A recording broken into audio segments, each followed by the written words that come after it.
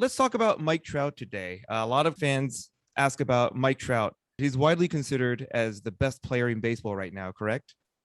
For sure. Not even a question. Tell us your assessment of Mike Trout, why he's considered the greatest active baseball player. Well, I think that his biggest attribute is his consistency. I mean, he produces these seasons that would be, by far the best season of another guy's career, and he just does them every year. And when you look at what his worst season was, it's also really good. And I think that is the biggest difference between him and, some of the other guys that once in a while you hear about, like Christian Yelich or Cody Bellinger or Mookie Betts. Every once in a while, these kind of guys get into the conversation and there starts to be this narrative, is this guy better than Mike Trout now, or is he equal to Mike Trout? But then inevitably those guys will have a bad year, and Mike Trout just never does. So that's the biggest difference between him and those guys. Obviously this year he's been injured, but still statistically, his numbers were as good as ever before he got hurt. Let's look at his career stats. He has 310 home runs. He has 203 stolen bases. His career batting average is 305, on-base percentage 419, slugging 583, which makes his OPS 992. What do these numbers tell us? Well, for starters, anybody who's got the 3-4-5, we call it, which is 300 batting average, 400 on base percentage, and 500 slugging percentage over a whole career, that's a Hall of Famer, pretty much. Period. End of story. And he is pretty comfortably over those numbers with the 419 on base and the 583 slugging percentage. And the other thing that I think really stands out about him is his OPS plus, which is his adjusted OPS based on his era. So obviously, guys in the 60s and guys in the 2000s, the offensive environment was different. So a 300 batting average in 1960 is different than a 300 batting average in 2000. And his adjusted OPS is 176, which means 76% better than the average player. And if you go through your career at 40%, 140, you're pretty much a Hall of Famer. And so he's easily over that. And, the greatest players of all time, guys like Babe Ruth and Barry Bonds and Willie Mays, those guys are up in that neighborhood where he is. So it's, you could go on for hours about all the things that are incredible about him, but those are kind of the top of the list. By the way, I did the math wrong. His OPS plus his career is 1,002. That's yes, amazing. I wasn't going to correct you on that because it was close enough. See, I got to work on my math. How has Trout developed over the years? Well, for starters, he's stopped stealing bases, which is something that a lot of people are disappointed by. But I think that, modern baseball, really, stolen bases are not that big of a deal. And he's had 4 real injuries over his whole career of like 3 weeks or more. And 2 of them were caused by stealing bases, running the bases. So I think that it's probably a wise thing for him to kind of ease back on that. As far as the things he's gotten better at, I think his power has probably improved on like a per at bat basis from when he was just coming up. I think he's gotten better covering the whole strike zone. I think earlier in his career, he had a little bit of a hole where up in the strike zone, pitchers could get him out and they would strike him out a little bit. And defensively, he's never really been, he's always been a very good center fielder. Baseball people look at him, but the defensive metrics have not always liked him a whole lot, in part because of some of the way he plays. He plays deeper than other outfielders, and I think he chooses not to dive for as many balls as some outfielders, which I think is part of the same thing as the stolen bases. It sort of keeps him healthy. But I think he has still improved on some other things by getting better jumps, so he can basically cover more ground. And he's throwing, stronger, more accurately. That is something that is much better now than 5 or 6 years ago. What do you think about his work ethic to improve on those small things? Yeah, I mean, I don't think you get to be where he is by just on his talent. I mean, obviously he's worked very hard, and these things I mentioned with the strikeouts, the defense, the arm, those are all adjustments that he made as he went through his career. And I think that is one of the differences between just another guy with incredible talent and a guy who turns that incredible talent into, optimal performance year after year. Can you think of a player that Trout has some similarities to, maybe some past great players? Mickey Mantle is always the guy that people mention, because he was a speedy center fielder with a lot of power. I think Ken Griffey Jr. is another guy that people talk about.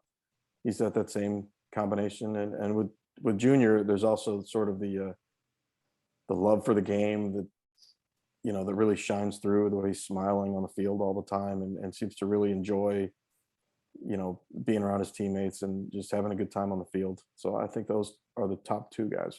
Viewers, if you have any comments about Mike Trout, or if you can think of any other players that make you think about Trout, please write in the comment section below.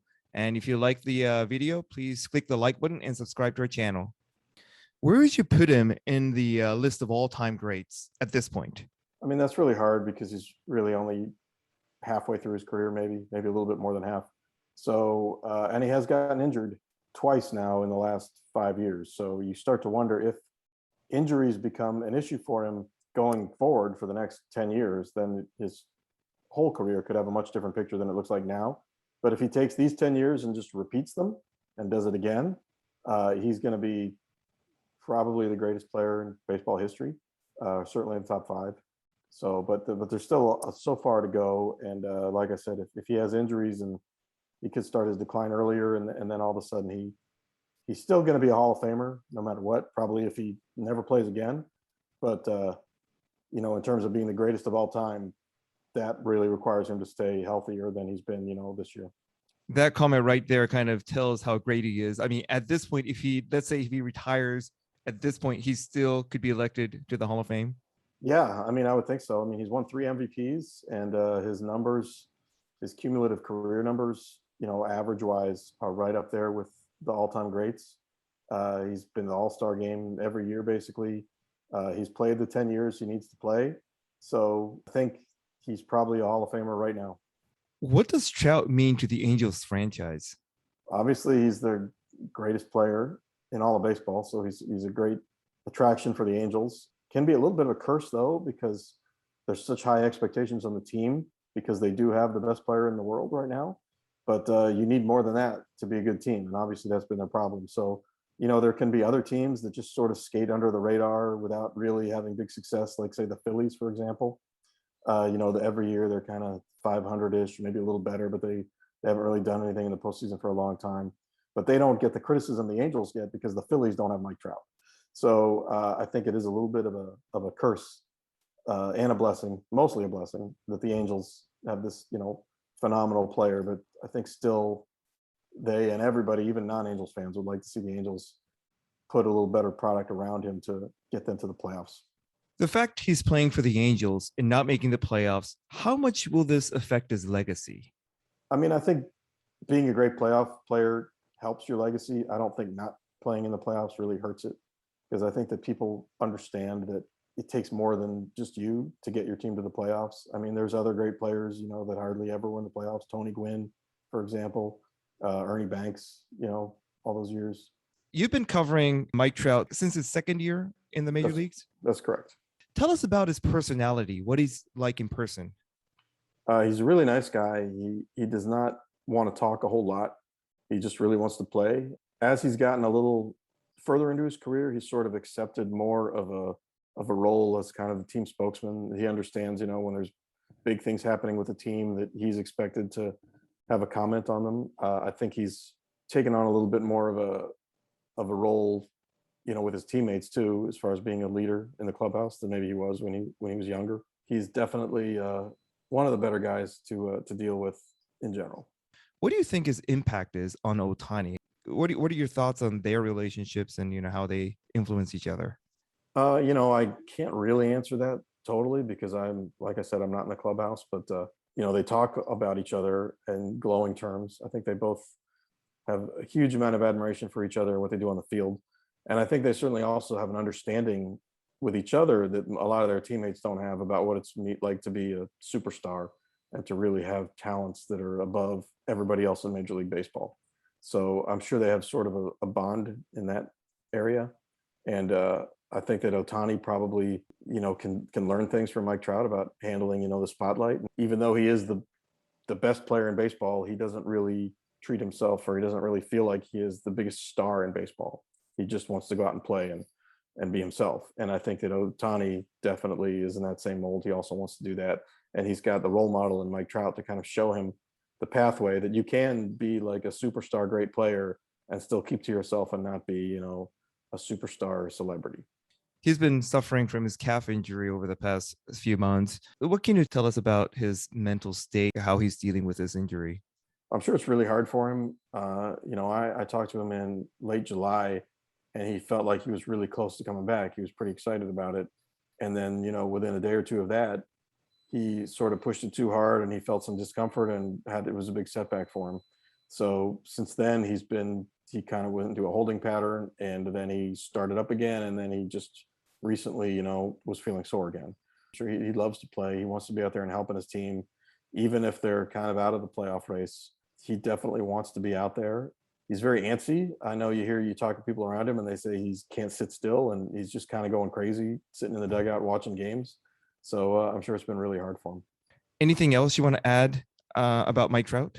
It's really been disappointing, for everybody to not see him on the field. I'm not sure how much better the Angels would be with him, but it certainly would be more entertaining. And I think that, having Trout and Ohtani back-to-back in the lineup would maybe make Ohtani even a little better. So, it's disappointing to see him out, and I'm looking forward to seeing him back, if he comes back this year or certainly next year.